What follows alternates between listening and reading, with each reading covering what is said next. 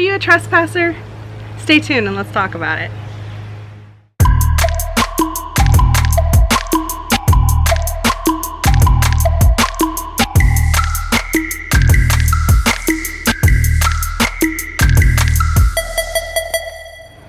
Hi everybody, and welcome back to another video by Pan Society. I'm Cherie, and today I want to talk about boundaries and trespassing those boundaries. Three main ones I want to talk about are physical boundaries, spiritual boundaries, and emotional boundaries. Let's talk about the physical one first because that's the easiest to identify. If you see a fence, a wall, a border, bushes, a sign that says do not come here, or the rope that guides you in the museum, or the ones that keep you away from specific pieces, or ones that just keep you in a line, listen to those.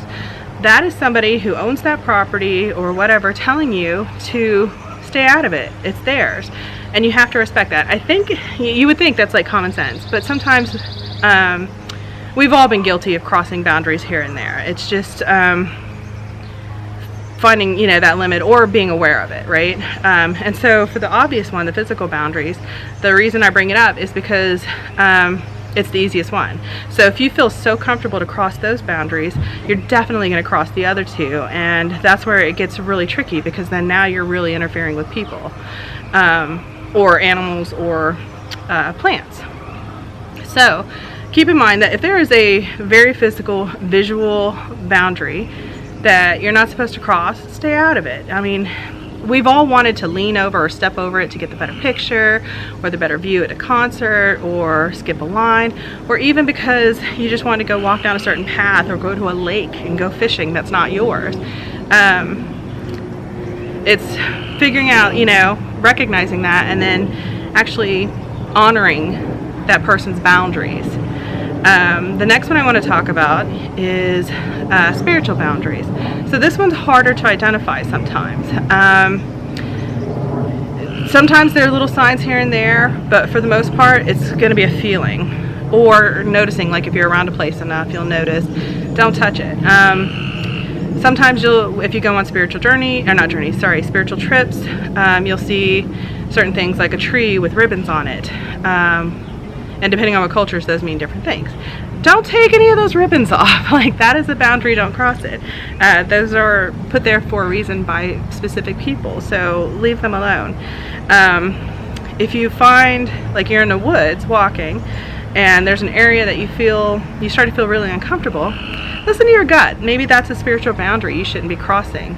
Maybe it's trees in there that don't want you, or animals putting that off so that they don't want to be found, or they're trying to lay down for the night or something. So it's taking that time and noticing it, and it takes practice. So it's what I love about that is it's just going to make you more aware and more mindful when you're actually paying attention to see if you're wanted or not. And then teaching you to ask permission, so that you just don't assume you're welcome anywhere, or you can go anywhere, or you're entitled to, because we're not. We have personal boundaries, and sometimes I don't want you in my space, and sometimes I do. It's one of those things. It's all about consent. Consent with nature, consent with people, consent with the animals. It works all the way around. The last boundary I want to talk about is emotional boundaries. So this one I'm sure we've all been guilty of. This is when you don't control how you're feeling, and you kind of just like emotional vomit all over everybody, right? For example, like say you're heading to a yoga class and people are already there. You're getting there 5 minutes before the class is supposed to start. You've had a crappy day. They're all settled in and waiting for class to start, but as soon as you walk into the door, you're raw and you're mad. You're like, oh my god, today this happened, and my boss yelled at me, and this is horrible, and you just like keep going and going and going. Those people in there were not prepared for that. They were ready to do yoga. They've already left all their stuff at the door, and you just like shoved everything that was going on with you onto them, and that's rude. Like, you wouldn't want them to do it to you, so you try to be more mindful, not do it to them. And that's not to say that we can't share and we can't talk. It's just asking permission. Like after class, be like, hey, can we go out for coffee or something? I've got to get some things out, or can you listen to me, please? It's just being respectful and mindful of their boundaries.